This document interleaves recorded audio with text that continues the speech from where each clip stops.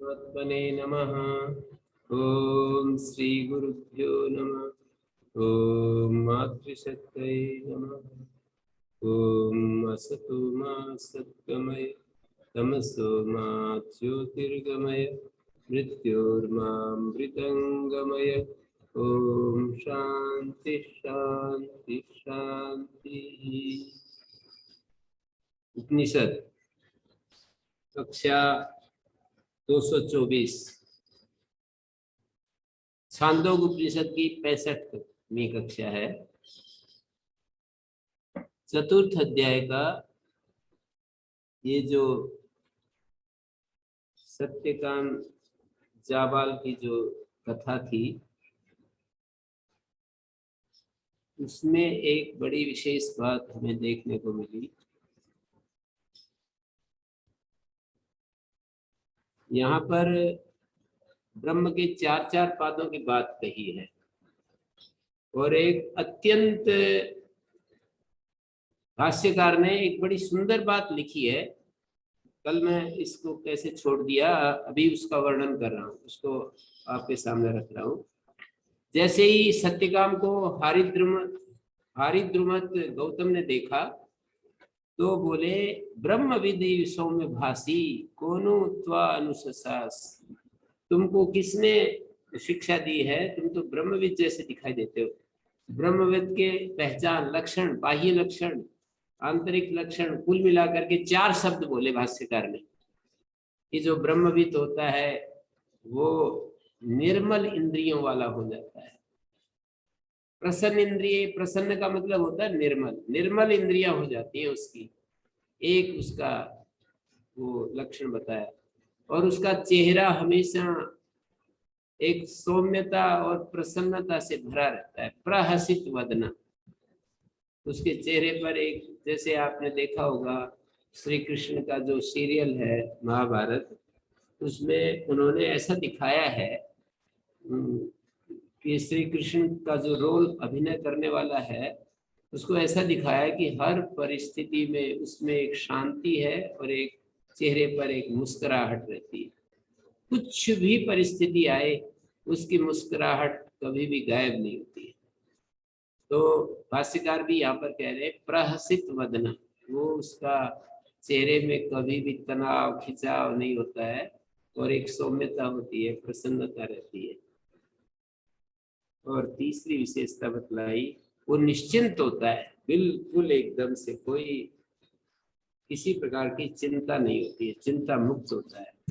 और चौथी विशेषता बता दी कि कृतार्थ हो जाता है। कृतार्थ का मतलब होता है कि जिसको अब करने के लिए कुछ बचा नहीं।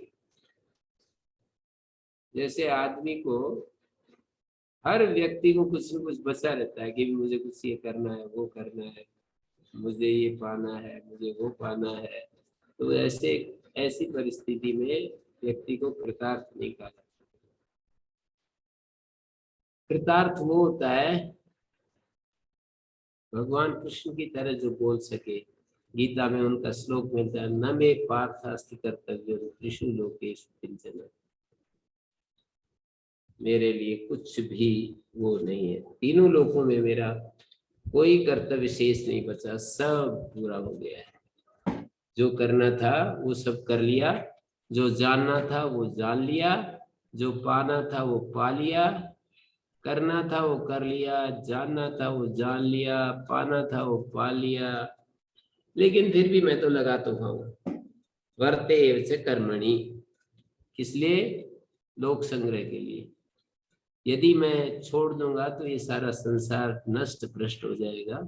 तो संसार की मदद करने के लिए, संसार में एक आदर्श स्थापित करने के लिए, ये जो हमारा जीवन है वैसा होना चाहिए, कर्म से भरा होना, कर्म से भरा हुआ होना चाहिए, पुरुषार्थ से भरा हुआ होना चाहिए, निकम्मा नहीं होना चाहिए, आलसी जीवन नहीं होना चाहिए। कोई ज्ञानी है और वो ज्ञानी यदि आलसी हो जाए, ज्ञानी यदि अपने कर्म को छोड़ दे, तो कहेंगे कि जैसे ये लोग आजकल जैसे वो कह देते हैं ना, शिव जी भी तो वो पीते थे, भांग पीते थे और फिर पीते रहते हैं। तो शिव जी के नाम की ओट लेकर के लाखों करोड़ों लोग जो है ना भांग पीते हैं, अज्ञानी लोग। तो इसलिए भगवान ने कह दिया कि मैं तो इसलिए आलसी नहीं होकर के जीना चाहता हूँ, पुरुषार्थी होकर के जीना चाहता हूँ। तो ये कृतार्थ का मतलब है। ये तीसरे अध्याय में नैव तस्य कृतेन अर्थ नाकृतेन एह कश्चन न चास्य सर्वभूतेषु न चास्य सर्वभूतेषु न चास्य सर्वभूतेषु कश्चिद अर्थ व्यपाश्रय। उस ज्ञानी को कृत से भी कुछ लेना देना नहीं, अकृत से भी कुछ लेना देना नहीं। कृत कर्म से भी कोई प्रयोजन सिद्ध नहीं करना, यानी कर्म करने से कोई प्रयोजन रहता है ऐसा भी नहीं, और न कर्मों के न करने से ही कोई प्रयोजन पूरा होता है उसका। न चास्य सर्वभूतेषु, संपूर्ण प्राणियों में भी इसका किंचित मात्र भी स्वार्थ संबंध नहीं होता। तो ऐसे ज्ञानी को यहाँ कृतार्थ का है। कृतार्थ का मतलब जिसके सब कुछ जिसका पूरा हो गया है, जो छोड़ना था उसने छोड़ दिया। एक क्षण के लिए भी जिसको ऐसी स्थिति ना आए कि अभी मेरे को ये काम करना है।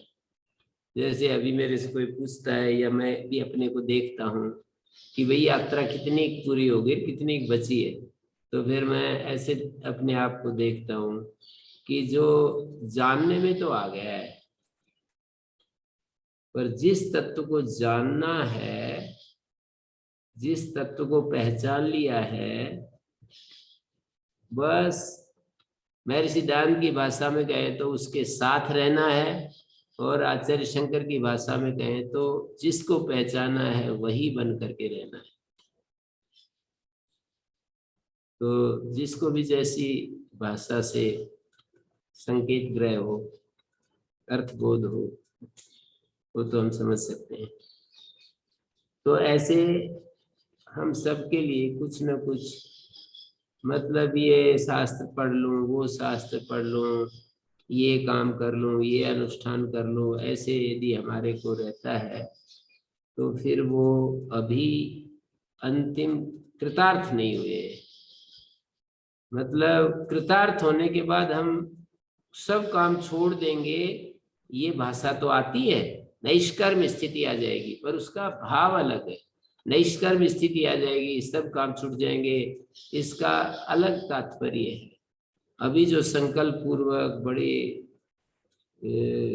बहुत ज्यादा जो परिश्रम से और थोड़ा अबनॉर्मल होकर के जीवन जीना पड़ता है, बहुत अपने आप को बहुत संघर्ष से गुजारना पड़ता है, वो खिंचाव तनाव सब समाप्त हो जाएगा, ये उसका अभिप्राय होता है।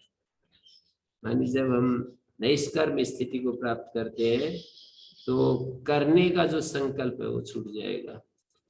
न करने का संकल्प भी नहीं आता, करने का भी नहीं आता, पर सहज रूप से, जैसे कि किसी ने आकर के कुछ पूछा तो उत्तर दे दिया, पेट में अपने आप भूख लगी तो जैसा मिला वैसा खा लिया, बिना किसी वो किए कि मैं तो ये पसंद नहीं करता, ये कैसे ले आए, वो कैसे ले आए। कोई उनको किसी प्रकार का भी, माने स्वामी शरणानंद जी तो इतने में भी बिगड़ गए कि जैसे महात्मा जी ने ये कह दिया कि हमारी लस्सी रखी है वहां पर,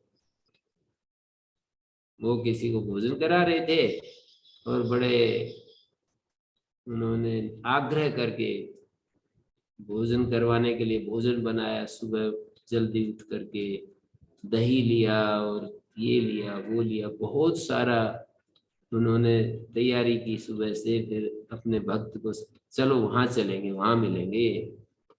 अवधूत महात्मा जो बिल्कुल शरीर पर निर्वस्त्र रहते हैं और ऐसे त्यागी जो महापुरुष हैं, उनको भोजन कराएंगे आज। तो एक महात्मा ने ये कह दिया कि हम नहीं करेंगे, मतलब वो हम नहीं करेंगे, ऐसे कहने लगे महात्मा। तो स्वामी शरणानंद जी निवेदन करने लगे, महाराज थोड़ा सा ले लो, कोई नहीं, ये भक्त हैं, कितना प्रेम से बना कर लाए, महाराज थोड़ा सा ले लो। तो इसी बीच एक महात्मा ने कह दिया हमारी लस्सी रखी है वहां पर। तो स्वामी शरणानंद जी तो बहुत ही बिगड़ गए और उसको कहा अरे इनको लस्सी याद आ रही है, जो प्राप्त वो नहीं ग्रहण कर रहे और इनको लस्सी याद आ रही है कि हमारी लस्सी रखी है। तो ये देखो कितना जो है, तो भूख लगी तो भोजन कर लिया, जो भी पहले मिल गया, चाहे वो अच्छा है चाहे वो मध्यम है निम्न है, जो भी है उसको बड़े आनंद के साथ प्रसन्नता के साथ ग्रहण कर लिया। ऐसे ही जीवन को, ये तो उदाहरण मात्र देती है कि प्यास लगी तो उठ करके पानी पी लिया, किसी ने पकड़ा दिया पानी पी लिया, किसी ने कुछ पूछा उसको जवाब दे दिया, कुछ प्रेरणा हुई बैठे बैठे लिखने की तो लिख दिया। तो ऐसा जीवन होता है ज्ञानी पुरुषों का, कृतार्थ पुरुषों का ऐसा जीवन होता है। और अकृतार्थ पुरुष तो बहुत बड़े निश्चय करते हैं, मुझे ये काम करके ही दम लेना है, कितना भी कष्ट आए कितनी बाधाएं आए मैं इस पर विजयी होकर के रहूंगा।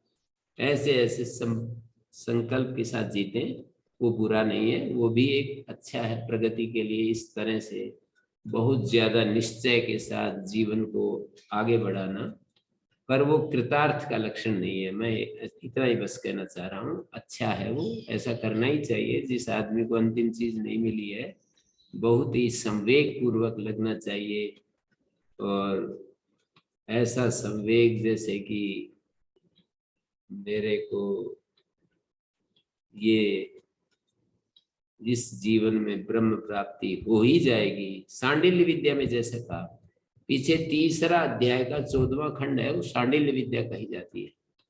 तो जिसकी ये श्रद्धा होती है कि मरने के बाद मुझे निश्चित रूप से ये जो ब्रह्म का सगुण स्वरूप है उसको प्राप्त कर ही लूंगा, तो ये उसको वो प्राप्त हो जाता है। तो ये भी अच्छा है। तो इन्होंने ये 4 शब्द यहाँ पर बोले हैं कि प्रसन्न इंद्रिये प्रहसित वदना, माने 9वें खंड के दूसरे मंत्र में ये बात कही है। प्रहसित वदना निश्चिंता कृतार्थो ब्रह्मविद भवति, अतः आचार्यो ब्रह्मविद भासी, आचार्य ही ब्रह्म की तरह प्रतीत होता है। कोनु वितर्कयन वाच कस्त्वा मनुष्य शास्त्र, किसने तुम्हें ये शिक्षाएं दी है? सचा सत्य कामो अन्य मनुष्य, और सत्यकाम बोला कि मनुष्यों से अन्य ने ही उपदेश दिया है मेरे को। तो मनुष्यों में तो आपके सिवा और किसको मैं शरण पकड़ूं, आपके सिवाय किसकी शरण कहूं? आप थे नहीं, आपने मेरे को जंगल में भेज रखा था, आपसे संपर्क नहीं था, आपके सिवाय किसको मैं अपना आचार्य बनाता? मनुष्यों से अन्य किस देवताओं ने मेरे उपदेश दिया है। मानी ये देवताओं को मान रहा है कि ऋषभ जो है ना, वायु देवता ऋषभ में प्रविष्ट हुआ मुझे कुछ समझा रहा है, अग्नि देवता मुझे कह रहा है, आदित्य देवता मुझे कुछ कह रहा है, मेरा प्राण देवता जो है अपने बारे में मुझे कुछ कह रहा है। तो ऐसा करके, तो ये 3रे मंत्र में, हाँ उन्होंने कहा कि इस बात की मुझे परवाह नहीं है कि उन्होंने क्या क्या कहा है, अब मेरी कामना के निमित्त आप ही बता दीजिए जो क्या मुझे कहना चाहते हैं। भगवांस्तु एव मे कामे ब्रूयात्, मेरी कामना मम इच्छा को निमित्तीकृत्य मम इच्छाम निमित्तीकृत्य भगवान एव ब्रूयात् किम अन्यैरुक्तेन, दूसरे देवताओं ने क्या कहा है उसको मैं गणना नहीं कर रहा हूं, आप ही इसको कीजिए। और साथ में बोले श्रुतम ही मे भगवत दृश्य, ये जो मे है ना षष्ठी का एक वचन है, आप जैसे महान पुरुषों से मैंने सुना, मेरा सुना हुआ है। मे श्रुतम मम श्रुतम, मम श्रुतम मया श्रुतम, ये ऐसे अर्थ हो जाएगा। षष्ठी हो रही है, श्रुतम ही मम, मेरा सुना हुआ मुझे ये ध्यान आ रहा है आप जैसे लोगों से। आचार्याधैव विद्या विदिता, आचार्य से विदित विद्या माने प्राप्त विद्या, यहाँ विदिता का अर्थ विद्रे लाभे, प्राप्ता विद्या। साधिष्ठम प्रापदिति, साधिष्ठम प्राप्नोति, प्रापत का अर्थ है प्राप्नोति, साधिष्ठम का अर्थ है साधुतमत्वम प्राप्नोति, साधु भाव को प्राप्त करती है, सबसे अधिक साधुता को प्राप्त करती है। यहाँ पर साधिष्ठम भाव प्रधान निर्देश हो गया, बिना त्वतल के भी त्वतल का अर्थ जाना जा रहा है। तो त्वतल के बिना भी जब त्वतल का अर्थ जाना जाए उसका मतलब होता है अंतरेण भाव प्रत्यय, भाव प्रत्यय से अर्थोगम्यते। और जब एक दूसरी बात भी होती है, दूसरी बात भी होती है, अभी इसी अध्याय में आएगी आगे, एक जगह अणिमा शब्द का प्रयोग हुआ और एक जगह भूमा शब्द का प्रयोग हुआ, वो भाव प्रत्यांत शब्द है। भाव प्रत्यय होते हुए भी धर्मी प्रधान निर्देश है वो, मानी भाव प्रत्यांत शब्द का धर्मी परक निर्देश और धर्मी परक निर्देश का भाव प्रत्यय परक उसका कथन मान लिया जाता है। जैसे साधिष्ठम साधु तमत्वम, ऐसा अर्थ हो जाएगा, साधु तमत्व, साधु तमत्व, ये अर्थ हो जाएगा। तो ये साधिष्ठम प्रापदिति तस्मै एतद्वाच, तस्मै है एतद्वाच। अब आचार्य ने भी उसको, जो देवताओं ने जो विद्या बताई थी उसको इन आचार्य ने भी कह दिया। अत्र न किंचन षोडश कल विद्या, किंचित एक देश मात्र में भी थोड़ा सा भी शेष नहीं बचा, सब कुछ आ गया। ये श्रुति हम सबको समझा रही है। तस्मई है एतद उवाच, उवाच के बाद जो ये यहाँ पर अत्र न किंचन भी है, ये श्रुति वाक्य है। श्रुति हमको समझा रही है कि ये जो षोडश कला रूप जो विद्या है, षोडश कलाओं वाली जो ये विद्या है, 4 पादों के रूप में जो बताई, इसका एक देश मात्र भी नहीं बचा, इसमें सारी ब्रह्म विद्या आ गई, जैसे यहाँ पर कह दिया।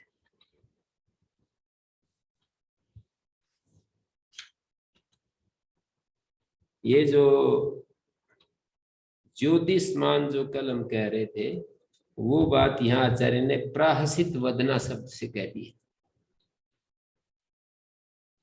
जयराम जी जो पूछ रहे थे ज्योतिष्मान प्रकाशमान में क्या अंतर है, तो ज्योतिष्मान को ही भाष्यकार ने यहाँ ब्रह्मविद जैसे प्रतीत हो रहे हो, तो ब्रह्मविद क्या होता है, प्रहसित वदन होता है, और वहां ज्योतिष्मान कहा था।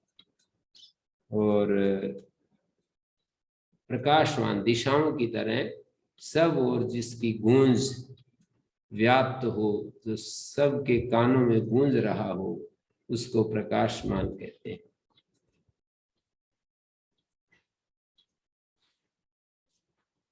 उपकोशल विद्या, जो उपकोशल विद्या है, माने सत्यकाम जाबाल अब गुरु बन गए हैं और गृहस्थ हो गए हैं, और ये तपस्वी होते थे। मैं किसी किसी गृहस्थ को देखता हूँ तो मुझे याद आ जाता है, उस प्राचीन ऋषियों की याद आ जाती है कि ऐसे होते होंगे वो ऋषि, वो गृहस्थ होकर के भी ऐसे होते हैं। तो सत्यकाम जाबाल और इन सब को जब गृहस्थ के रूप में देखते हैं तो ऐसा नहीं कि अरे गृहस्थी होकर के क्या आचार्य है, ऐसा नहीं। मतलब गृहस्थी होकर के भी यदि वो नियम से, व्यवस्था से जीवन जीता है, पूरी तपश्चर्या से जीवन जीता है, तो बहुत ही अद्भुत है, ये साधारण काम नहीं है। माने ये गृहस्थ ऋषि होते थे, ऐसा हमारे वेदों में बार बार हमें प्रतीत होता है कि ये इनके ये संतान थी, इनकी ये संतान थी, गृहस्थ होते थे। तो उपकोशल है वही कामलायना, कमल का अपत्य कामलायन उपकोशल नाम का एक ब्रह्मचारी था, जो सत्यकाम जाबाल के पास उसने ब्रह्मचर्य धारण किया और 12 वर्ष तक वो अग्नियों की सेवा की। अग्नियों की सेवा का उसको ड्यूटी मिली थी और वो निरंतर, जैसे स्वयं सत्यकाम जाबाल को गायों की सेवा की ड्यूटी मिली थी, अब उपकोशल को सत्यकाम जाबाल ने अग्नि परिचर्या की सेवा की कि वहां पर आपको समिधा लानी है, आपको अग्नियों का अग्निहोत्र जो भी उसका अंग उपांग है, अग्नि सेवा के जो भी घटक हैं उन सब का वह निर्वाह करता था। बड़ा व्यस्त रहता सुबह से शाम तक। तो 12 वर्षाणि अग्निन परिचर्या सह स्यात् यान अंतेवासिना, क्या है, सहस्मान्यान अंतेवासिना, सह माने सत्यकाम जाबाल ने अन्य अंतेवासियों को तो समावर्तन कर दिया, पर इनको एक को बचा लिया। तम हस्मय न समावर्तित, आचार्यों के जो प्रिय होते हैं ना उनको ज्यादा कष्ट देते हैं ये आचार्य लोग भी, मैंने देखा। तो वो कष्ट इसलिए देते हैं कि उनको कहीं कहीं किसी तरह की कोई कमी न रह जाए। हमारे गुरु जी के पास रहते थे स्वामी, गुरुगढ़ वाले स्वामी जी के पास एक सज्जन, तो वो कहते हैं कि मैं उनके पास आया, महाराज के पास आया, तो मेरे को इतना कम भोजन देते थे और सुबह से शाम तक इतना कार्य होता रहता था और गिन करके रोटी देते थे और मेरे आग लगी रहती थी पेट में, और मैं महाराज को छोड़ भी नहीं सकता था। मतलब जहां मैं देखूं आत्मा की दृष्टि से तो मैं उनको छोड़ नहीं सकता था, इतना मेरे को संतोष तृप्ति मिलती थी। पर शरीर की दृष्टि से देखूं तो मतलब एक प्रकार से आग में झुलसता रहता था,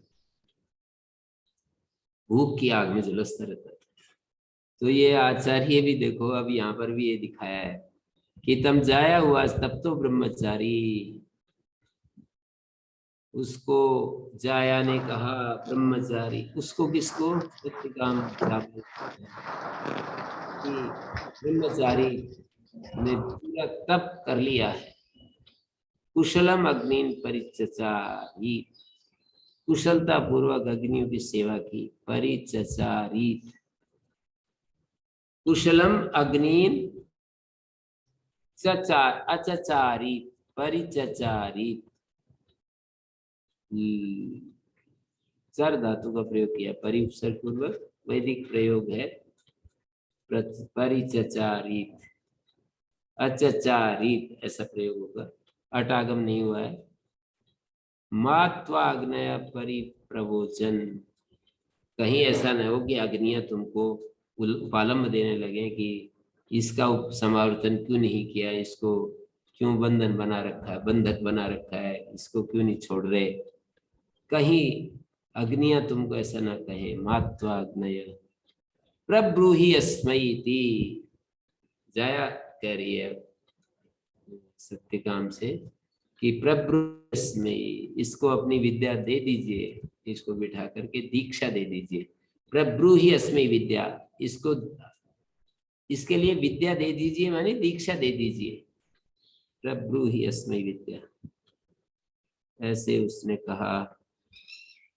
प्रब्रूहि अस्मयी विद्या, प्रब्रूहि अस्मयी विद्याम, पहले विद्याम यहाँ पर अध्यार करेंगे, मंत्र में तो नहीं है, दूसरे मंत्र की बात कर रहा हूं मैं।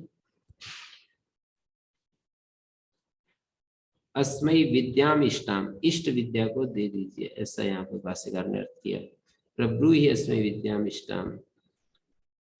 अब तस्मै एवं जायोक्तो भी, जाया ऐसे कहने पर भी उसके लिए जाया के द्वारा तम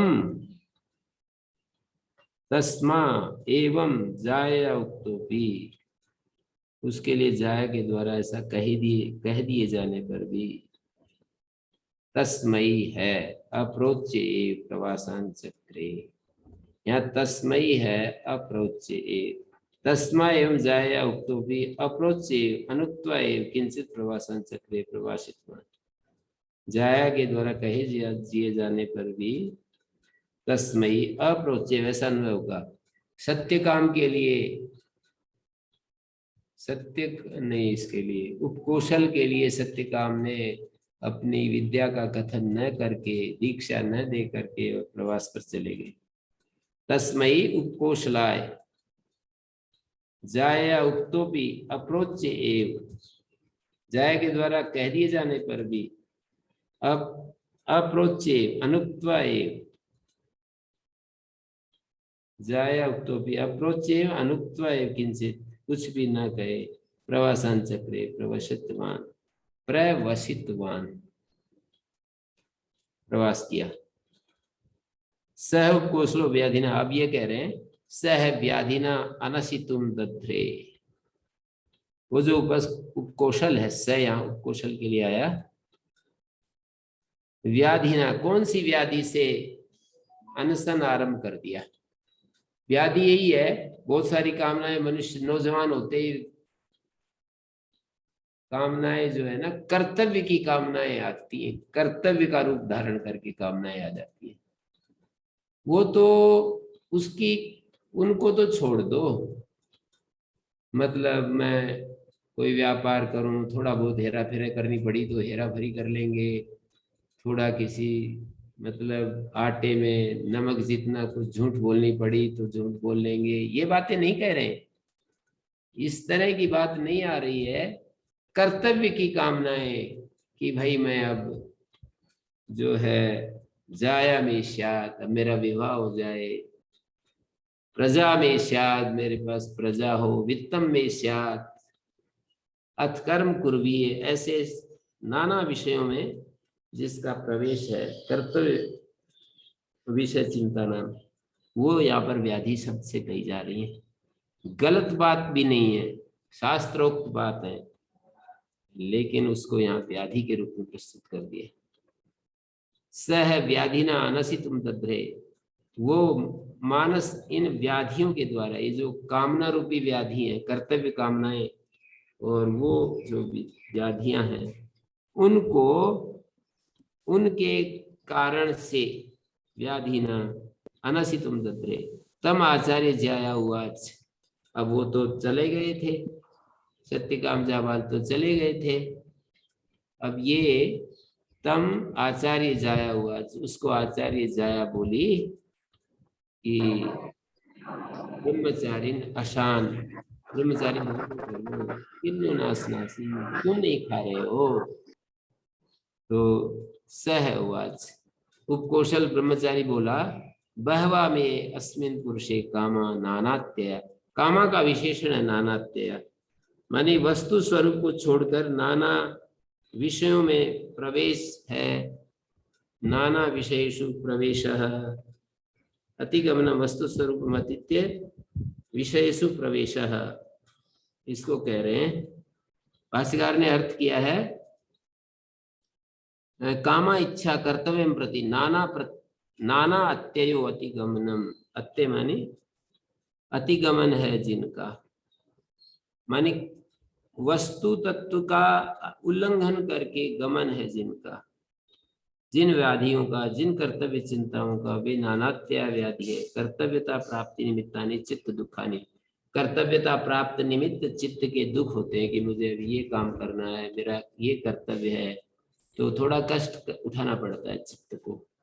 एक तो मुक्त हो जाए कि मेरा कुछ कर्तव्य नहीं, और एक कर्तव्य सामने बने हुए तो कर्तव्य पालन में क्लेश तो होता ही है। तो कर्तव्यता प्राप्त निमित्तानि, जैसे वहां पर उत्तर रामचरित में कुछ दिखाया है कि वो किसी के वहां पर गए किसी कार्यक्रम में, तो सायंकाल उन्होंने कहा कि मुझे तो घर पहुंचना है, अग्नि सेवा करनी है मेरे को, तो ये कर्तव्य का एक वो है ना बंधन कि मुझे को ये काम करना है और मैं यहाँ नहीं रह सकता हूँ, अभी अग्नि परिचर्या करनी है, अग्नि सेवा करनी है। तो इस तरह से यहाँ पर बोल रहे हैं कि नानात्य गमनम येषां व्याधिनां कर्तव्य चिंतानां नानात्य व्याधया कर्तव्यता प्राप्ति निमित्त। हाँ जी, क्या बोल रहे हैं? हाँ जी, नहीं किसी का है? ऐसे ही बीच में डिस्टरबेंस कुछ डिस्टर्ब हो रहा है? लगा हाँ हाँ तो में लगा नहीं कोई अपना नहीं गुरुजी, ठीक है चलिए आप। ठीक है ठीक है। चलो चलो गाड़ी में बैठो। कर्तव्यता प्राप्ति निमित्तानि चित्त दुखानि ते तयि परिपूर्णोस्मि अतो नाशिष्या न अशिष्यामि। इसलिए मैं भोजन नहीं करूंगा। बहुत सारा कर्तव्य चिंताओं से मेरा मन भरा हुआ है। नानात्या कामा, नानात्या कामों का विशेष, कामनाओं का विशेषण है। मानी वस्तु स्वरूप का अतिक्रमण करके विश्व में जो कामनाएं चली जा रही हैं उसको नानात्या कामा। व्याधि भी प्रतिपूर्ण, व्याधियों से मैं पूर्ण हो रहा हूँ, चिंताओं से परिपूर्ण हूँ। कर्तव्यता प्राप्त निमित्तानि चित्त दुखानि और न अशिष्यामि अथ अग्नया समुदिरे तप्तो ब्रह्मचारी। अब अग्नियां जब अति हो जाती है तो अस्तित्व का नियम है कि जब अति हो जाती है तो अस्तित्व जो है आशीर्वाद की वर्षा करने लगता है, ऐसा नियम है। तो उन्होंने कहा कि अग्नियों ने मानो कहा ब्रह्मचारी को, ब्रह्मचारी बहुत हो गया है। मानो अग्नियां कह रही हैं, जैसे वहां पर हंस कह रहा है, ऋषभ कह रहा है, आदित्य कह रहा है, यहाँ अग्नियां ब्रह्मचारी को कह रही हैं कि समुदिरे उदे उदाते उदिरे समुदिरे ब्रह्मचारी तब पूरा हो गया है। कुशलम न परिचारी, बड़े कुशलता पूर्वक आपने हमारी सेवा की है, अग्नियां कह रही है। हंत अस्मयी प्रब्रवाम, बड़ा सौभाग्य का समय है कि हम इस ब्रह्मचारी को कुछ प्रवचन करें, कुछ अपना संदेश दें। तस्मी है ऊंचू, तो उस ब्रह्मचारी को अग्नियों ने कहा, ब्रह्म विद्या का प्रवचन किया। प्राणो ब्रह्म कम ब्रह्म खम ब्रह्म, ऐसा उपदेश दे दिया। स होवाच विजानामि हम यत् प्राणो ब्रह्म, ये प्राण जो श्वास है, वायु है, इसको तो पता चलता है कि इसको ब्रह्म कह रहे हैं क्योंकि इसके बिना मेरा जीवन नहीं रहेगा। ये है तो है, प्राण नहीं तो मैं जीवित ही नहीं रहूंगा, इसका महत्व तो पता चलता है, इसलिए उसको ब्रह्म कहना ठीक है। कम च तु खम च न विजानामि, कम और खम को मैं नहीं जानता। ते है ऊंचू, तब वो अग्नियां बोली। ते है ऊंचू, ये श्रुति वाक्य है। श्रुति कह रही है कि वे अग्नियां बोली। श्रुति बीच में श्रुति वाक्य आ जाता है, जैसे महाभाष्य में दो व्यक्तियों का संवाद, बीच में तटस्थ आ जाते हैं कई कई, तो ते है श्रुति वचन आ गया बीच में। ते है ऊंचू, वे अग्नियां बोली, यद्वाव कम तदेव खम, यदेव खम तदेव कम। मतलब जो क है वही ख है, जो ख है वही क है। तो दोनों तरफ से एक विषय को दोनों तरफ से वो कर रहे हैं, दोनों तरफ से विशेषित कर रहे हैं। क के द्वारा ख को विशेषित कर रहे हैं और ख के द्वारा क को विशेषित कर रहे हैं। क के द्वारा जब ख को विशेषित करेंगे तो इसका अर्थ ये होगा कि ख भौतिक आकाश से अलग हो जाएगा। जैसे नील कमल, नील के द्वारा कमल को विशेषित करेंगे तो कमल के जो दूसरे रूप है वो हट जाएंगे, रक्त आदि से अलग हो जाएगा। तो आकाश का जो एक भौतिक रूप भी है और एक चैतन्य रूप है, कम यद्वै कम यद्वाव कम तदेव खम, ऐसा कहने से जो आकाश है वो जड़ आकाश भौतिक आकाश से अलग हो गया। और फिर हम जब यदेव खम तदेव कम ऐसा बोलेंगे तो वो जो कै, जो विषेंद्रिय संयोग से जो सुख हमें मिलता है उससे अलग हो जाएगा। ख से विशेषित मानी व्यापक सुख, परिच्छिन्न सुख नहीं, व्यापक सुख। व्यापक सुख तो ब्रह्म का ही होता है।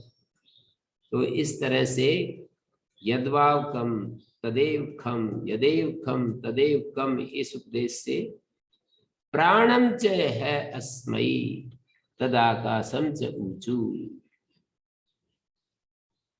और इस ब्रह्मचारी के लिए प्राण और प्राण का जो आकाश है उसको बताया। तदाकाशम माने उसके आकाश को। किसके आकाश को? प्राण के आकाश को। यहाँ पर जो तत्शब्द है वो प्राण का वाचक हो रहा है। तदाकाशम प्राण का संबंधी आकाश, तस्य आकाशम तदाकाशम। तस्य माने प्राण से, प्राण को यहाँ तत्शब्द से कह रहे हैं। प्राणम तदाकाशम च ऊंचू। अग्नियों ने प्राण को ब्रह्मचारी के लिए और उसके आकाश को, प्राण का आश्रय, जो प्राण का संबंधी आकाश कैसे है? आश्रयत्व। भाष्यकार ने दिया प्राण का संबंधी आकाश कैसे है? बोले आश्रयत्व। प्राण से संबंधी आश्रयत्व हार्दाकाश, हृदयस्थ जो आकाश है। सुख गुणत्व निर्देशा तम च आकाशम, सुख गुण विशिष्टम ब्रह्म। सुख गुणवत्व निर्देश के कारण कम सुख गुण युक्त निर्देश करने से उस आकाश को सुख गुण विशिष्टम ब्रह्म, उस आकाश को सुख गुण विशिष्ट ब्रह्म कहा। और उस आकाश में जो तत्स्थम च प्राणम, आकाश में स्थित जो प्राण है उसको भी ब्रह्म कह दिया। ब्रह्म संपर्कादेव ब्रह्म इति उभयम, प्राणम च आकाशम से समुचित्य। प्राण को और आकाश को समुचित करके ब्रह्मणि ऊचुर अग्नि, अग्नियों ने इस ब्रह्म का उपदेश कर दिया। ब्रह्मणि ऊचु, ये द्वितीय द्विवचन है, दोनों ब्रह्म का उपदेश कर दिया। दो ब्रह्म कौन से हो गए? प्राणम च आकाशम च। माने प्राण, प्राण का मतलब ये हो गया, यो वही स प्राण सा प्रज्ञा, यो वही स प्राण सा प्रज्ञा, या वही सा प्रज्ञा स प्राण। ज्ञान शक्ति और क्रिया शक्ति का जो एक शब्द से कथन करें, ज्ञान शक्ति और क्रिया शक्ति को एक शब्द से कहे तो वो प्राण है। तो प्राणम च, ज्ञान शक्ति क्रिया शक्ति तो जो प्राण है, आकाशम च, और जो आकाश है, आकाश को तो इन्होंने सुख गुण विशिष्ट ब्रह्म के रूप में बता दिया, और प्राण का आश्रय वो ब्रह्म है। इस प्रकार प्राण का भी प्रवचन किया अग्नियों ने समुच्चय करके, इकट्ठा करके। आकाश का भी, आकाश जो है वो ब्रह्म है और आकाश प्राण का आश्रय है। इस तरह से अग्नियों ने प्राण ब्रह्म और खम ब्रह्म का उपदेश कर दिया। तीन शब्द हैं, कम ब्रह्म, खम ब्रह्म, प्राण ब्रह्म। कम ब्रह्म खम ब्रह्म का मतलब सच्चिदानंद ब्रह्म, सच्चिदानंद ब्रह्म, और साथ में प्राण ब्रह्म का मतलब है जो सोपाधिक ब्रह्म या हिरण्यगर्भ जो स्वरूप ब्रह्म है, प्राणोपाधिक ब्रह्म, समष्टि प्राण उपाधि वाला ब्रह्म, उसका उपदेश कर दिया। कम ब्रह्म और खम ब्रह्म से निरुपाधिक ब्रह्म का, ध्यान देने की बात है, कम ब्रह्म और खम ब्रह्म से निरुपाधिक ब्रह्म का उपदेश किया है अग्नियों ने, और प्राण ब्रह्म के द्वारा सोपाधिक ब्रह्म का उपदेश किया है अग्नियों ने। यहाँ पर एक व्याख्याकार ने लिखा है कि कार्य ब्रह्म उपासन समुचितम कारण ब्रह्म उपासनम, माने कारण ब्रह्म तो अव्यक्तोपाधि वाला चैतन्य है, तो सोपाधिक ब्रह्म कार्य ब्रह्म, और आकाश अपरिच्छिन्न ब्रह्म का प्राण संबंधित सोपाधिक करना हो गया। माने आकाश का प्राण संबंधित होना ही सोपाधिक करना है। तो ये होगी उपकौशल विद्या का एक चरण पूरा हुआ। अब अग्नियां और भी, ये तो सामूहिक रूप से उपकौशल को उपदेश दिया है, अब एक एक अग्नियां उपदेश दे रही है। गार्हपत्य अग्नि, आहोनी अग्नि, दक्षिणाग्नि, तीनों अग्नियां अलग अलग करके उपदेश दे रही है। अथैनम गार्हपत्यो अनुससास पृथ्वी अग्नि अन्नमादित्य। हाँ, किसी को कुछ पूछना है? नेत्रे जी बैठे दिखाई दे रहे हैं। जी मैं पूछ लूं एक प्रश्न। हाँ जी, थोड़ा जोर से बोलो। पहले तो अच्छी आवाज आती थी, अब आजकल इतनी कटी कटी आवाज से मतलब पतली पतली आवाज आती है। हाँ बोलिए। गुरुजी मैं एक प्रश्न पूछ लूं? हाँ बोलिए। हाँ, तो जैसे कि नवम खंड में ये बताया कि इसे कृतार्थ ब्रह्मवेत्ता जो होता है उसको बताया आपने कि प्रसन्न इंद्रिय, हास्यमुख, चिंता रहित। तो आचार्य ने ये क्वालिटी उनमें देखी ब्रह्मचारी में, और उन्होंने कहा तुम तो कृतार्थ लगते हो देखने में। हाँ जब विद्या देने का समय आया तो नहीं दिया उन्होंने, और फिर वो अनशन पे चले गए। तो अगर वो प्रसन्न इंद्रिय हैं और हास्यमुख है और कृतार्थ है, तो फिर अनशन पे क्यों चले गए? मतलब वो फिर थोड़ा कंफ्यूजन हो रहा, शंका हो रही है इसमें कि कैसे वो वहां से फिर इस अवस्था में कैसे आए वो। नहीं, ये तो पहले वाला है ना, जी सत्यकाम जाबाल वाला। हरिद्रुमत गौतम ने उसको देखा कि ये ब्रह्मचारी तो ब्रह्मविद जैसा प्रतीत हो रहा है, जी तो ठीक बात है। वो कई वर्ष बाद मिला है, उसके स्वरूप को देख करके उसने ये अनुभव किया कि ये तो भाई इसको कुछ मिल गया है, इसको कुछ मिल गया है। जी जैसे हमारे गुरुजी सुनाते थे, ये जो स्वामी दयानंद जी कलकत्ता गए तो रामकृष्ण परमहंस को भी लोगों ने कहा, उनके भक्तों ने, कि आप भी जाओ, एक स्वामी दयानंद सरस्वती आए कोई, वो क्या कहते हैं क्या कुछ। तो ये भी जाकर के चुपचाप बैठ गए पीछे, फिर ये सुनते रहे। फिर आकर के बोले, ये इन्होंने पूछा भक्तों ने कि क्या देखा क्या सुना। तो ये कहने लगे कि भाई वो तो मेरे समझ में आई नहीं कि वो ये वेद में लिखा है, वो वेद का काम, हमें वेद में ये चीज मिल ढूंढनी है, ये वेद का संदेश है। पर भाई उनको कुछ मिल गया है, उनके चेहरे को देख करके पता लगता है कि उन्हें कुछ मिल गया है, कुछ मिल गया है। तो उनकी वाणी से जो कह रहे थे, जो विषय प्रस्तुत कर रहे थे, वो मेरे समझ में नहीं आया, वो तो नहीं भी आना था, लेकिन उनके चेहरे से मुझे निश्चय हो गया कि उन्हें कुछ मिल गया है। कुछ मिल गया माने भगवान मिल गया है। तो ऐसा होता है। नहीं नहीं गुरु जी, उसमें शंका ये हो रही है कि जब वो अगर वो ब्रह्मवेत्ता हो चुके थे, तो फिर वो जब उनको गुरु जी ने, उनके आचार्य ने ज्ञान या विद्या देने से इनकार कर दिया, उठ के चले गए, तो उस समय वो ये तो आप समझ नहीं रहे बात को। यहाँ पर कहानी पूरी हो गई सत्यकाम जाबाल की, वो दूसरी कहानी शुरू हुई है। अच्छा सत्यकाम जाबाल की कहानी पूरी होगी, न ही किंचन व्याय, नवम खंड पूरा हो गया, और वहां फिर वो स्वयं आचार्य बन गए हैं, स्वयं अगला विद्यार्थियों को शिक्षा देना शुरू कर दिए हैं। जी यहाँ पर वो विद्यार्थी हैं, अगले खंड में वो आचार्य हैं। अब बोलिए। आचार्य का प्रश्न ऐसा है कि वो पहले आचार्य ऐसे थे, फिर ऐसा कैसे हो गए? ये उनका प्रश्न है, दूसरे चैप्टर में जो बदल गए। नहीं, बदले कुछ नहीं है, वो तो आचार्य, मैंने पहले ही कहा कि आचार्य लोग विद्यार्थियों को बहुत ज्यादा कष्ट देते हैं जिनसे ज्यादा प्यार करते हैं। जी ये है मैसेज। बदले क्या है? वो तो वो जानते थे कि ये तपस्या कर रहे हैं, इनको और करने दो। नहीं गुरु जी, अब समझ में आ गई बात। आप क्लियर बता रहे हैं, मेरी गलती है, मैं समझ गया। अब मैं समझ गया, धन्यवाद। वो तो यहाँ पर देखिए ना, नवम खंड के अंत में 2 बार विया इति लिखा है ना, जी जी यहाँ एक चैप्टर पूरा हो गया। विया इति 2 बार पुनरुक्ति जब होती है तो अध्याय की मैंने विद्या की परिसमाप्ति के लिए होती है। जी, समझ गया, मैं समझ गया, बिल्कुल समझ गया। वो दूसरा दूसरा या दूसरी बात हुई, सही बात।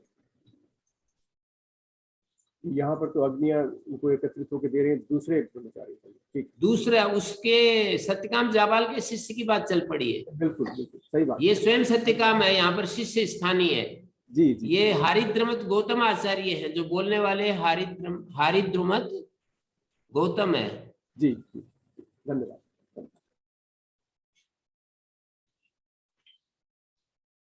जी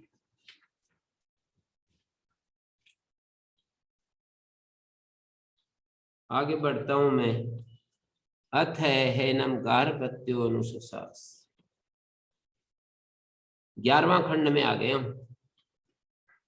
संभूचारी ने ब्रह्मोक्तवंता, ब्रह्मचारी को अग्नियों ने मिलकर के उपदेश दे दिया। अब इसके बाद प्रत्येकम स्व स्व विषय विद्या वक्तुम आरे धीरे। अब प्रत्येक को स्व स्व विषयाम विद्याम, गार्हपत्य अपने विषय विद्या को दे रही है, और अन्वाहार्य पचन यानी दक्षिणाग्नि अपने विषय में, और ये सब बता रहे हैं। तो गार्हपत्यो अथ एनम गार्हपत्यो अनुशास, एनम माने इस ब्रह्मचारी को गार्हपत्य ने वो दिया, अपना संदेश दिया। पृथ्वी अग्नि अन्नम आदित्य, पृथ्वी अग्नि है, अन्न आदित्य है। प्रत्येक अपने अपने विषय विद्या को कह रहे हैं। तो तत्र आदो एनम ब्रह्मचारिणम ग्रह, आदि में ब्रह्मचारी को गार्हपत्य अग्नि ने अनुशासन किया। पृथ्वी अग्निर अन्नम आदित्य इति मम एताश्चतस्र तनवा। क्या कहा इसने गार्हपत्य अग्नि ने कि पृथ्वी अग्नि अन्न आदित्य ये मेरे 4 तनु हैं, ये मेरे 4 शरीर हैं। तत्र या आदित्य इस पुरुषो दृश्यते, या इस आदित्य पुरुषो दृश्यते, सोहमस्मि सैव अहमस्मि। परावृत्ति से सैव अहमस्मि इति वचनम। परावृत्ति का मतलब होता है द्वितीय आवृत्ति से उसी को दृढ़ कर दिया है। आदित्य में जो पुरुष दिखाई देता है सोहमस्मि, वह मैं हूं। ये गार्हपत्य अग्नि कह रही है, यह इस आदित्य पुरुषो दृश्यते सोहमस्मि सैव अहमस्मि, वही मैं हूं। गार्हपत्य अग्नि का संदेश है ब्रह्मचारी को कि आदित्य में जो पुरुष दिखाई देता है, आदित्य में पुरुष जो दिख रहा है, सोहमस्मि वह मैं हूं, वही मैं हूं। सैव अहमस्मि सोहमस्मि।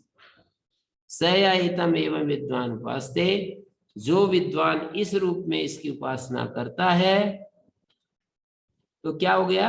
आदित्य इस पुरुषो दृश्यते सोहमस्मि गार्हपत्यो अग्निरस्मि, यस्य गार्हपत्यो अग्नि सैव अहम आदित्य पुरुषोस्मि। जो गार्हपत्य अग्नि है वो मैं आदित्य में पुरुष रूप हूं।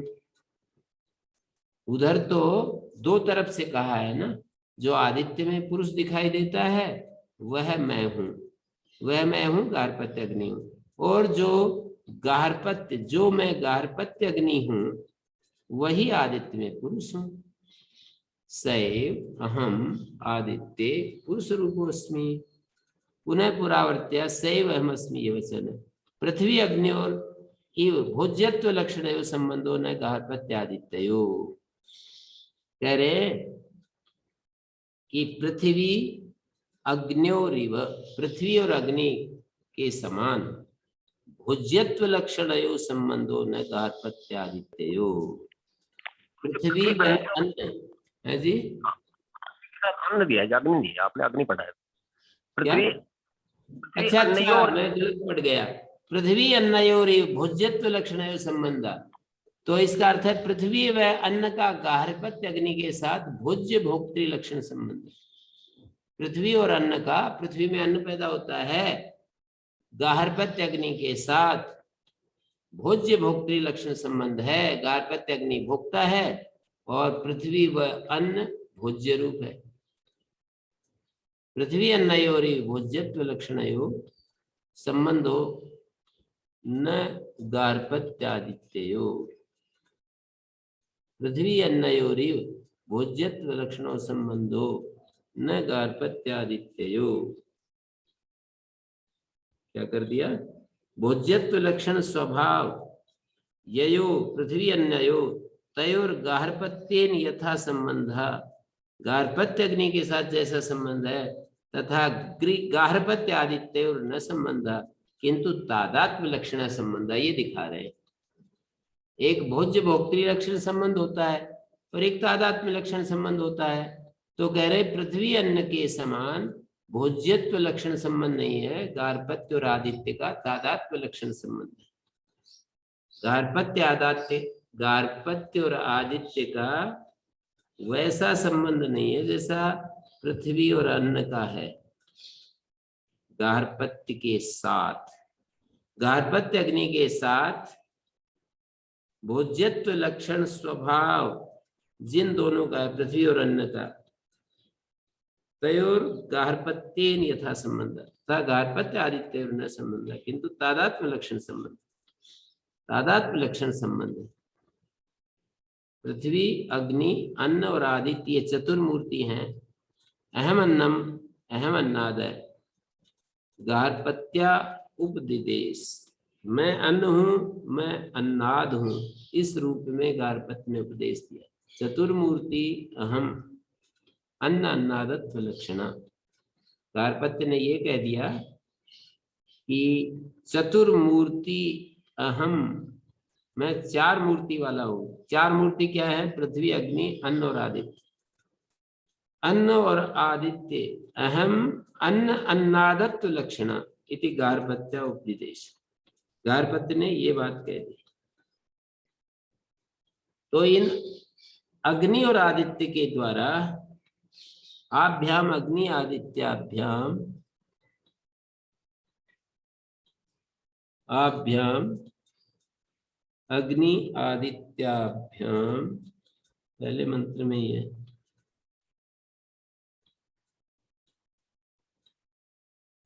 ये दिया है ना, आभ्याम संबंध। अत्रित्व पक्तृत्व प्रकाशन धर्मा अविशिष्टा इत्यतः एकत्वमेव नयोर अत्यंतम। अत्रित्व और पक्तृत्व प्रकाशन धर्मा, अत्रित्व पक्तृत्व प्रकाशन धर्मा अविशिष्टा, अग्नि और आदित्य के ये समान है प्रकाशन धर्म। एक अत्ता है, एक पक्ता है, अग्नि भी वैसा ही है, आदित्य भी वैसा ही है। अविशिष्टा इत्यतः एकत्वमेव नयोर अत्यंतम, इन दोनों का, अग्नि और आदित्य का अत्यंत एकत्व है। पृथ्वी अन्नयोस्तु, चार थे ना, तो उन चारों में से दो दो को पकड़ के कह रहे हैं कि अग्नि और आदित्य का एकत्व है, अत्रित्व और पक्तृत्व और प्रकाशन धर्मों को लेकर। और पृथ्वी और अन्न का भोज्य भोज्यत्वेन आभ्याम संबंध, मानी अग्नि और आदित्य के साथ संबंध है। पृथ्वी अन्नयोस्तु भोज्यत्वेन, पृथ्वी और अन्न भोज्य बनते हैं और अग्नि और आदित्य भोक्ता बनते हैं। पृथ्वी का भोक्ता अग्नि है और नहीं, पृथ्वी अन्नयोस्तु भोज्यत्वेन आभ्याम संबंध, मानी अग्नि और आदित्य के साथ। आदित्य का भोज्य पृथ्वी और अग्नि का भोज्य, अग्नि और आदित्य का जो भोज्य है वो पृथ्वी और अन्य है, दोनों को ही बना दिया।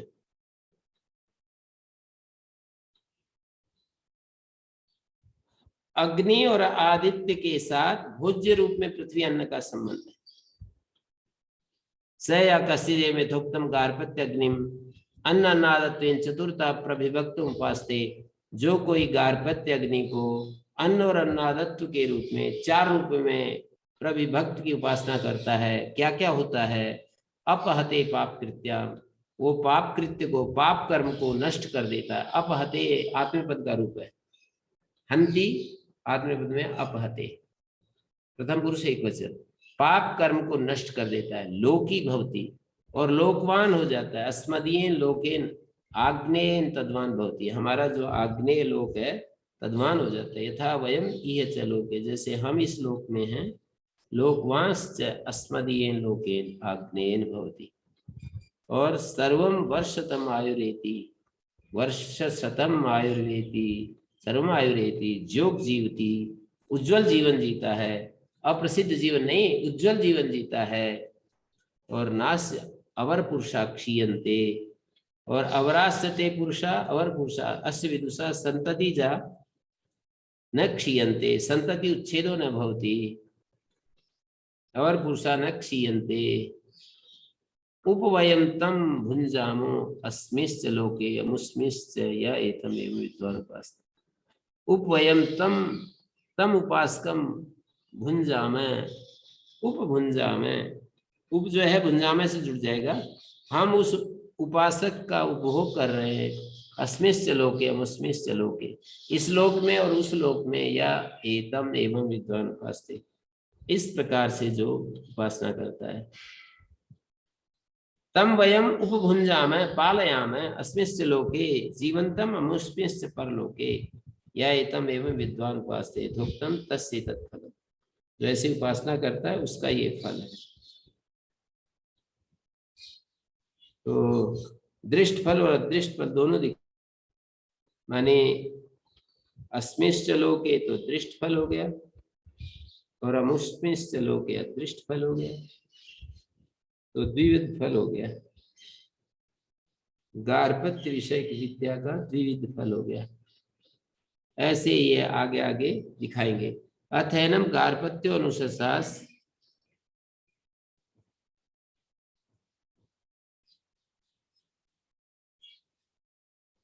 तम हैनम गार्हपत्यो अनुशास, गार्हपत्य ने ये अनुशासन दिया कि पृथ्वी अग्नि अन्न और आदित्य ये चतुर्मूर्ति अहम अन्न अन्नादत्व लक्षण, ये चार मूर्तियां हैं, पृथ्वी अग्नि अन्न और आदित्य। या एष आदित्य पुरुषो दृश्यते सोहम अस्मि, यश्च अहम अस्मि अत्र पृथिव्याम अग्नि रूपा सैव आदित्य पुरुष रूपो अस्ति। यहाँ जो मैं अग्नि रूप हूँ पृथ्वी पर, वो आदित्य में पुरुष रूप। पृथ्वी अग्नि अन्नम आदित्य ये मेरे चार तनु हैं। तो ये कह रहे हैं तत्रिया आदित्य इस पुरुषो दृश्यते सोमस्मि, जो आदित्य में पुरुष दिखाई देता है वो मैं हूँ, गार्हपत्य अग्नि, सोहम अस्मि गार्हपत्य अग्नि। और दूसरी तरफ से यस्य गार्हपत्यो अग्नि, और जो गार्हपत्य अग्नि है, यश्च गार्हपत्य अग्नि सैव हम आदित्य पुरुषोस्मि, जो गार्हपत्य अग्नि है वो आदित्य में मैं पुरुष हूँ। जो या आदित्य इस पुरुषो दृश्यते, आदित्य में जो पुरुष है वो तो मैं गार्हपत्य अग्नि हूँ, और जो गार्हपत्य अग्नि है वो आदित्य में पुरुष है। जो आदित्य में पुरुष है वो मैं गार्हपत्य अग्नि, जो मैं गार्हपत्य अग्नि हूँ वो आदित्य में पुरुष है। दोनों तरफ से कह दिया।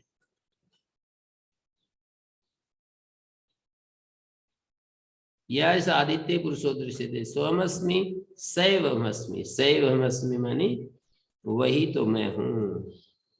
जो आदित्य में पुरुष दिखाई देता है वो मैं हूँ, और जो मैं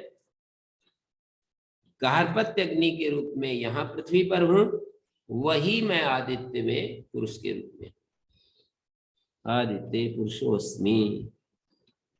तो पृथ्वी अन्नयोर भुज्यत्व लक्षण संबंधो न गार्हपत्यादित्यो स आयतम विद्वान उपासते अपहते पाप कृत्याम, पाप कर्म को नष्ट कर देता है, लोकी भवति, और वो लोकी हो जाता है। लोकी का मतलब लोकेन आग्नेन तद्वान भवति, लोकवान अस्मदीयेन लोकेन आग्नेन तद्वान भवति।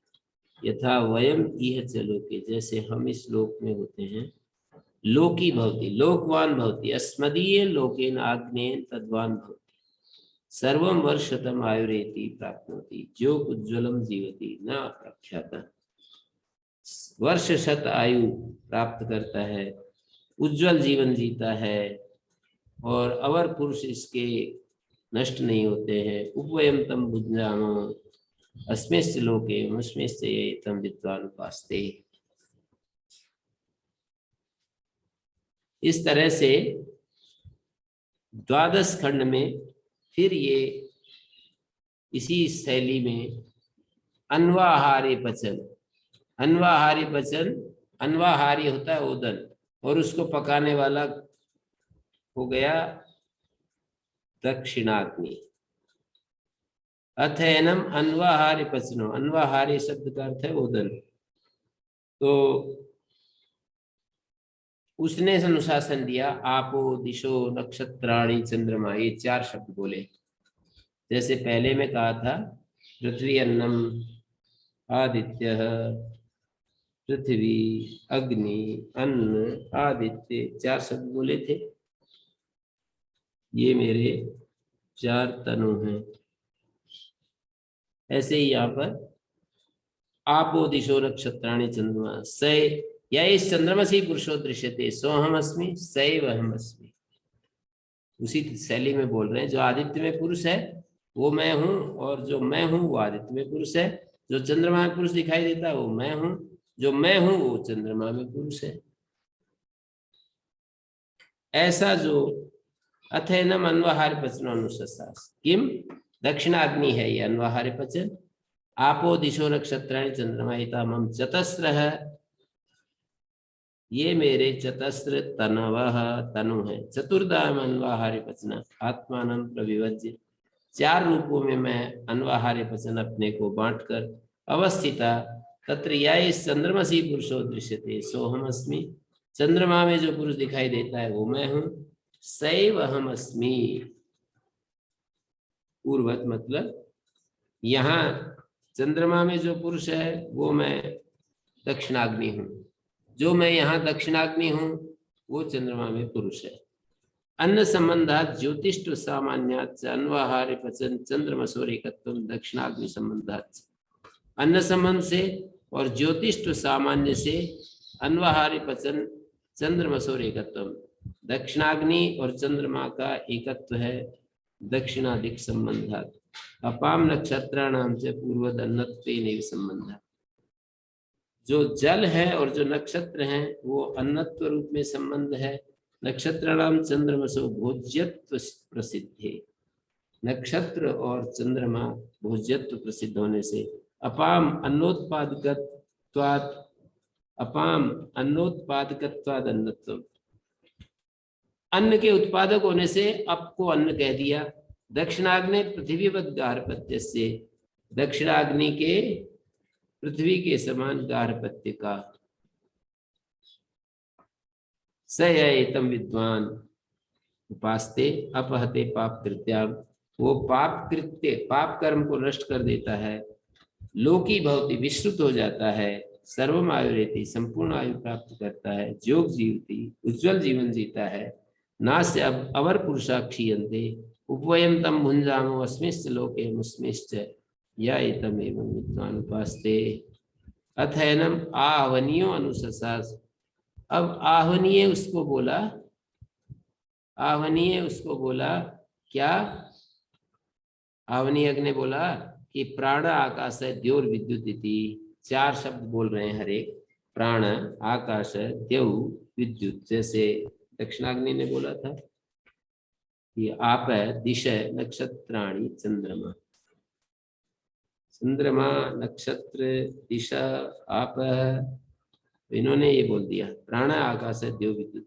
या इस विद्युती पुरुषो दृश्यते सोहम अस्मि सैव अहम अस्मि, यह आवनीय सोहम अस्मि सैव अहम अस्मि सयातम एवं विद्वान उपास्ते अपते पाप कृत्याम लोकी भवति सर्वम आयुरेति जोग जीवति नास्य अवर पुरुषा क्षीयन्ते उपवयं तम भुंजामो अस्मिस् लोके मुस्मिस् लोके यतम एवं विद्वान उपास्ते। तो ये यहाँ पर एक एक अग्नि ने एक एक संदेश दे दिया। आवनीय ने भी दे दिया कि प्राण आकाश द्यो और विद्युत ममापेता सतस्र तन्वा स, या विद्युती पुरुष, जो विद्युत में पुरुष दिखाई देता है, इसका ये संदेश है। स या इस विद्युती, या इस विद्युती पुरुषो दृश्यते, सोहम अस्मि। विद्युत में जो पुरुष दिखाई देता है सोहम अस्मि। दिवा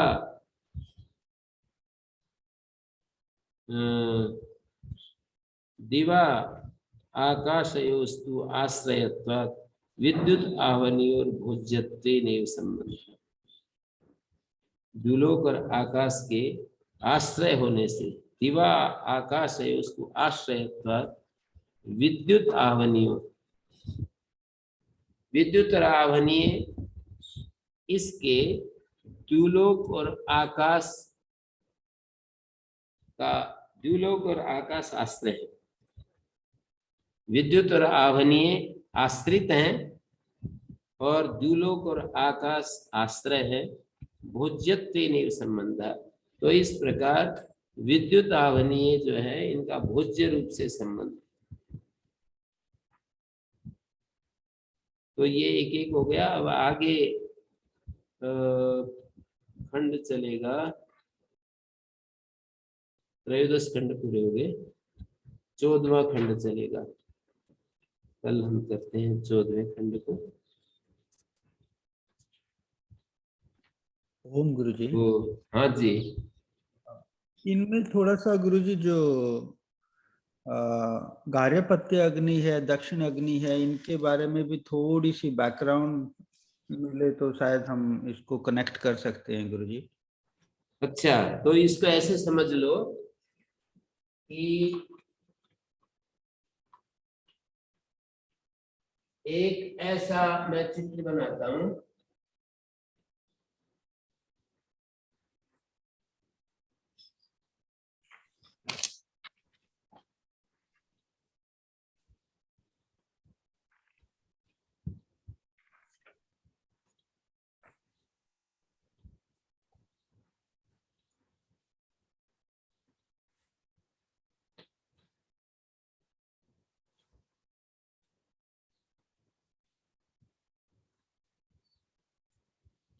ये दिख रहा होगा शायद। जी गुरुजी। है जी, हाँ गुरु जी, दिख दिख रहा रहा है। है, दिख रहा है। ये एक इसमें ये अड़चन नहीं बन रही है, इसमें एक इसको दिख रहा है। नहीं कोई अड़चन नहीं है गुरु जी, ठीक से दिख रहा है, है बोर्ड जी? के ऊपर जो लिखा ठीक से दिख दिख रहा रहा है, है, ठीक। बिल्कुल ठीक से दिख रहा है। ये कागज ही नहीं, इसमें कागज नहीं डाल रहा, ये पता नहीं कैसे। ये वाला। आपको ठीक दिखाई दे रहा है सर? नहीं मुझे कोई और नहीं ठीक दिखाई दे रहा है। नहीं, ठीक है। ठीक है, जो बोर्ड पर आपने बनाया ठीक है, ठीक है। अब देखिए ये तो ये जो ये यागशाला होती है, उस यागशाला में एक ऐसा शेप में वो बनाते हैं। ये यहाँ पर जो ये गोल गोल मैंने बनाया, ये आवनीय अग्निकुंड है। ये बीच में जो स्थान है इसका नाम वेदी होता है। ये जो इस तरह से ये 4 अंगुल नीचे होता है, खोद करके बनाते हैं और उसमें कुछ घास आदि बिछा देते हैं। और नीचे ये माता के शेप का चित्र है। माता का ये जो नीचे वाला हिस्सा कुछ भारी होता है, बीच वाला कमर वाला हिस्सा पतला होता है, ऊपर जो है ये मुख का, उसको ऐसा शेप दिया है। तो ये आवनीय अग्नि है। आवनीय अग्नि यहाँ पर होता है और ये जो यहाँ नीचे है ये गार्हपत्य अग्नि होता है और ये दक्षिणाग्नि होता है। ये जो दक्षिणाग्नि है इसमें यहाँ से अग्नि लेते हैं, गार्हपत्य अग्नि से यहाँ अग्नि लेते हैं और गार्हपत्य से ही आहवनीय अग्नि, कोई विशेष जो यज्ञ करते हैं वो आहवनीय अग्नि में करते हैं और गार्हपत्य में भी इसी तरह से पत्नी संयाज आदि करते रहते हैं। और दक्षिणाग्नि में तो इसमें जो आहुति देते हैं आवनीय में, उसको पकाया जाता है, उस ओदन आदि को पकाया जाता है दक्षिणाग्नि में। ये आहुति नहीं देते, यहाँ पकाया जाता है। इसमें जो पकाया जाता है उसको इसमें आहुति देते हैं। तो इस तरह से है, ये थोड़ा सा परिचय करिए। तो ये हवन कुंड का चित्र है आचार्य। यागशाला तो और लंबी चौड़ी है। यागशाला में जहां हवन होता है उसका चित्र है। तो जब ये कहते हैं ना कि आवनीय के पश्चिम में पूर्वाभिमुख होकर के बैठ गया, तो ये आवनीय है, इसके पश्चिम का मतलब हो गया इधर, यहाँ पर। पूर्वाभिमुख माने इस तरफ मुख करके, उत्तराभिमुख जब कभी कहते हैं तो इसका मतलब इस तरफ मुख करके। यहाँ पर जब वो कहते हैं कि पूर्वाभिमुख होकर बैठ गया, ऐसा आता है कभी कभी, और कभी कभी उत्तराभिमुख होकर के बैठ गया। तो पश्चिम में तो सब जगह आएगा, आवनी के पश्चिम में, दक्षिणाग्नि के पश्चिम में, ऐसा आएगा। तो आवनी के पश्चिम का मतलब यहाँ, पूर्वाभिमुख का मतलब इस तरफ मुख कर, इसी की तरफ मुख करके, उत्तराभिमुख माने इस तरफ मुख करके। ऐसे ही गारहपत्य के पश्चिम का मतलब इसके यहाँ, इसके भी इस तरफ पश्चिम में। पूर्वाभिमुख माने इसके सामने मुख करके, उत्तराभिमुख माने इस तरफ मुख करके, इस तरफ।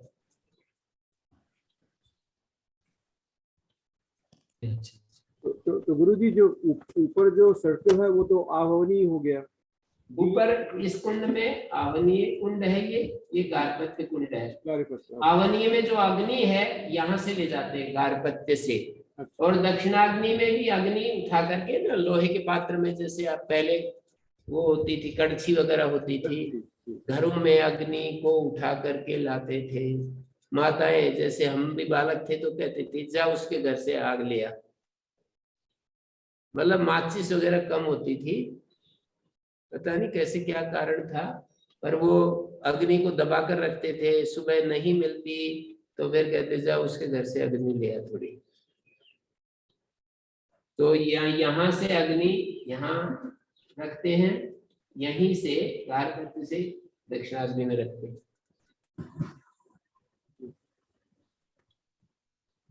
ये दक्षिणाग्नि का जो अग्नि है ये और भी कहीं से ले आते हैं, भ्राष्टपुर से ले आए और कहीं से ले आए, पर जब कहीं कहीं नियम कर दिया है कि आवनीय से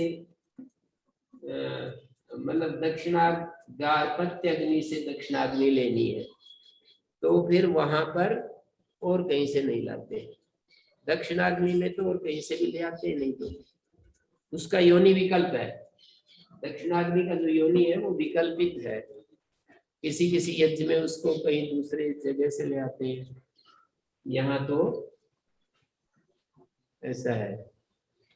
मेरे ख्याल में आपको पकड़ में आया। योनि विकल्प का मतलब उसका उत्पत्ति स्थान जो है विकल्पित है दक्षिणाग्नि का। जब वो गारहपत्य से लाते हैं तब उसका नाम आनेयो नित्य, ऐसा पाणिनि ने सूत्र बना रखा है। आनायो नित्य, आनायो नित्य, आनाय शब्द निपातन किया हुआ है। आनेयः अन्यत्, सामान्य रूप से उसको आनेय कहते हैं, और आनाय नाम है दक्षिणाग्नि का, आनाय।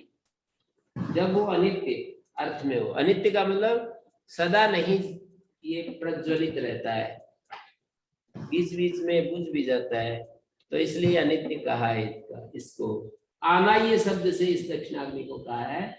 जब गारहपत्य से उसको अग्नि को यहाँ लाया जाता है तब उसका नाम आनाय होता है। यदि भ्राष्ट्र कुल से या किसी वैश्य कुल से दक्षिणाग्नि में जब अग्नि लाते हैं तो उसको आनाय नहीं कहते, वहां पर वो ये नाम विशेष नहीं देते। तो ये दक्षिणाग्नि होगी, ये आवनी अग्नि होगी, ये गारहपत्य अग्नि होगी, ये बीच में वेदी होगी। तो गुरुजी यहाँ पे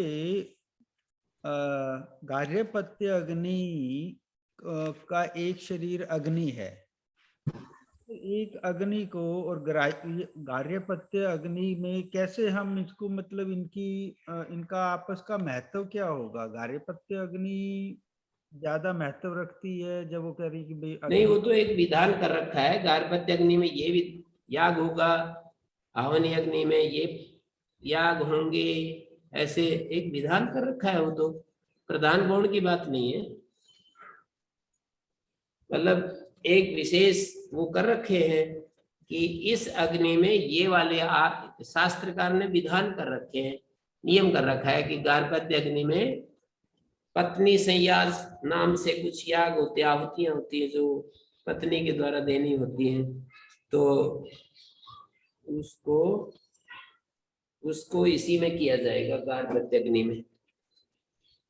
और विशेष विशेष आहुतियां चलती हैं, फिर वो आवनीय में चलेंगी। वो तो शास्त्रकारों ने विधान कर रखा है कि ये गार्हपत्य अग्नि, ये प्रश्नोपनिषद में भी ये तीनों अग्नियों की चर्चा आई है, आप देखना प्रश्नोपनिषद में भी इसको। उन्होंने कहा कि जो आदित्य में मैं जो पुरुष दिखाई देता है वो मैं हाँ जी, हूँ। कहा था ना कि जो आदित्य में मैं पुरुष दिखाई देता मैं हूँ, ऐसा हाँ, आर्यपत्य अग्नि कह रही है ना गुरु जी। मतलब उसमें वो करनी चाहिए, उसमें उस दृष्टि करनी चाहिए, उपासना मैं करनी नहीं चाहिए। ईश्वर, मैं हूँ है ना ईश्वर। नहीं, वो दृष्टि करनी चाहिए ना, उपासक जो है, नहीं ये क्या बोलते हैं, अग्नि दृष्टि करनी चाहिए। मैं हूँ, ईश्वर नहीं, मैं यहाँ पर अग्नि कह रही है ना, अग्नि की तरफ से है ना, गार्हपत्य अग्नि का संदेश है, दक्षिणाग्नि का संदेश है, ऐसा है ना। वो गार्हपत्य अग्नि, आवनी अग्नि, दक्षिणाग्नि कह रही है ना, अलग अलग बात। चंद्रमा में जो पुरुष दिखाई देता है वो मैं दक्षिणाग्नि हूँ, और जो मैं यहाँ दक्षिणाग्नि हूँ वो चंद्रमा में पुरुष है, ऐसे कह रहे हैं। महत्ता क्या हुई गुरु जी, मैं ये समझने की चेष्टा। हैं? कार्यपत्य अग्नि कह रही है कि जो आदित्य के अंदर पुरुष है वो मैं हूँ, मतलब उस विद्या से मैं अपने आप को क्या सीख रहा हूँ? नहीं, गार्हपत्य अग्नि कह रही है, गार्हपत्य अग्नि ये बात कह रही है, मैं नहीं कह रहा हूँ, नो ये हाँ, याज्ञिक नहीं कह रहा है। ये है कि मैं गार्हपत्य अग्नि हमें ये संदेश दे रही है कि यहाँ जो मैं गार्हपत्य अग्नि हूँ वो मैं आदित्य में पुरुष हूँ, अर्थात यहाँ पर, और जो आदित्य में पुरुष है वो मैं गार्हपत्य अग्नि हूँ।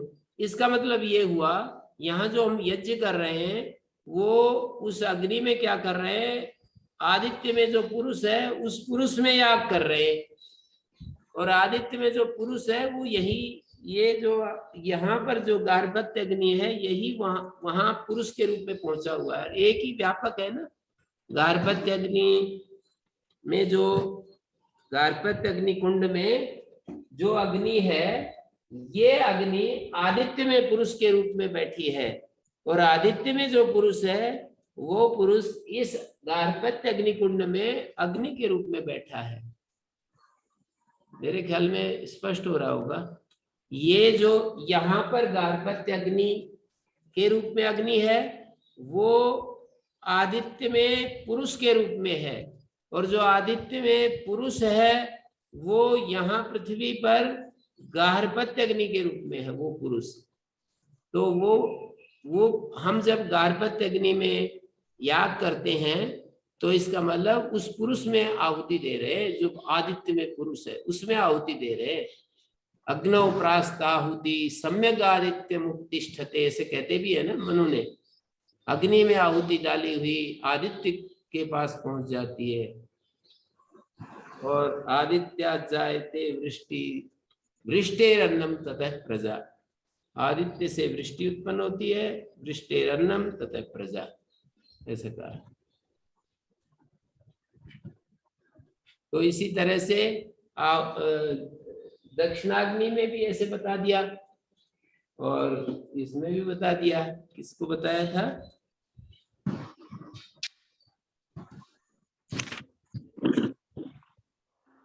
अवनी गार्हपत्य, ये जो दूसरी, विद्युत में गुरु जी, पहली वाली तो आदित्य में पुरुष दिखाया, और ये जो दक्षिणाग्नि है इधर देखिए, ये जो दक्षिणाग्नि है वो दूसरी अग्नि बोल रही है, दक्षिणाग्नि बोल रही है कि इस, ये कह रही है, क्या हो गया, अन्वाहारी पचनो अनुसस आपो दिशो नक्षत्राणी चंद्रमा इति, चार ये इसके तनु बताए, इसके शरीर बताए। अन्वाहारी पचन के चार शरीर है, जल, दिशाएं, नक्षत्र और चंद्रमा। और इधर उस पहले वाली अग्नि गार्हपत्य अग्नि के भी चार शरीर बताए, तनु बताए, पृथ्वी, अग्नि, अन्न और आदित्य।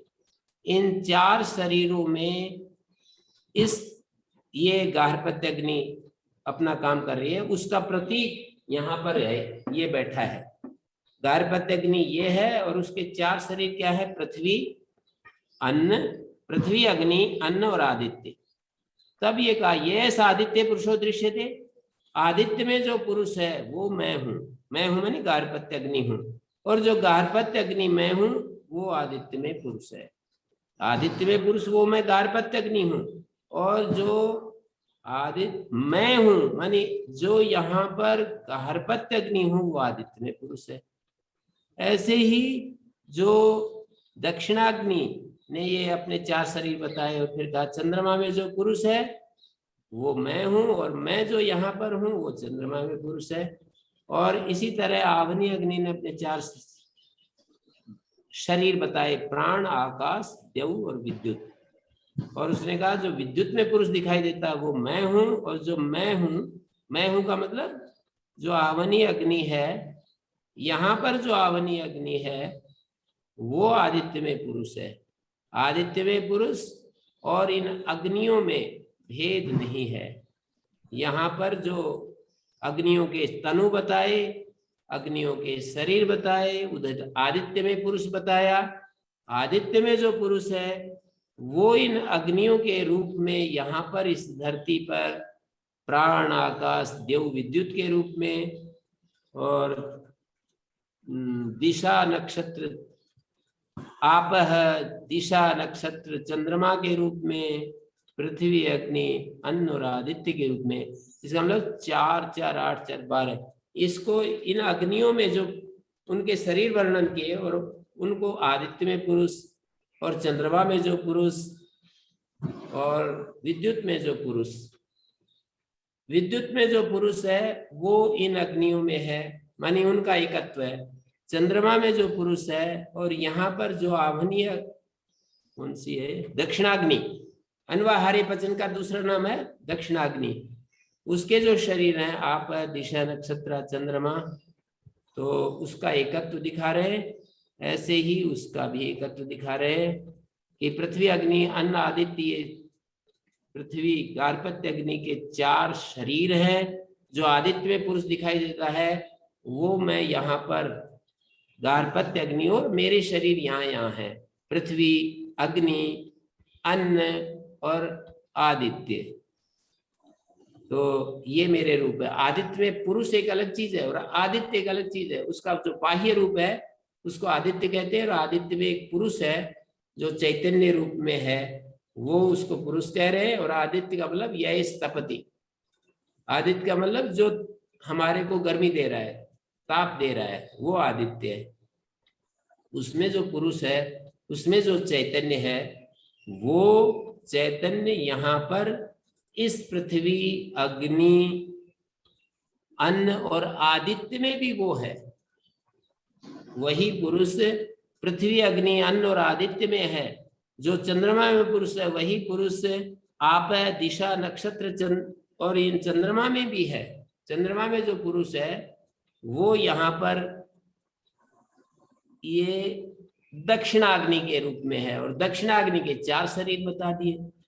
चंद्रमा में पुरुष, और चंद्रमा जो ज्योति प्रदान करता है, शीतलता प्रदान करता है, जो रोशनी देता है, वो उसको चंद्रमा कह दिया। और इसी तरह से ये जो आप है, प्राण, आकाश, देव और विद्युत, ये 3 4 बताए शरीर। आवनी अग्नि के 4 शरीर बताए, और ये कह दिया कि ये जो विद्युत में पुरुष दिखाई देता है, माने विद्युत में जो चैतन्य रूप, पुरुष मतलब चैतन्य, पुरुष रूप में जो दिखाई देता है वो मैं हूं। मैं हूं का मतलब आवनी अग्नि हूं, और आवनी अग्नि के 4 शरीर बतला दिए। आप है, क्या क्या है? प्राण, आकाश, देव और विद्युत। विद्युत का एक बाह्य रूप है, और विद्युत में जो पुरुष है उसको चैतन्य कह दिया। अर्थात वो पुरुष जो ज्योति में है वही पुरुष, विद्युत में जो पुरुष है वही पुरुष यहाँ पर इस पृथ्वी पर प्राण में है, आकाश में है, द्युलोक में है, विद्युत में है। एक ही आत्मा का सर्वव्यापित्व इस एक बड़े पोएटिकल ढंग से वर्णन कर रहे हैं, एक ही आत्मा की सर्वव्यापकता को बता रहे हैं। जी गुरु जी। जी जी।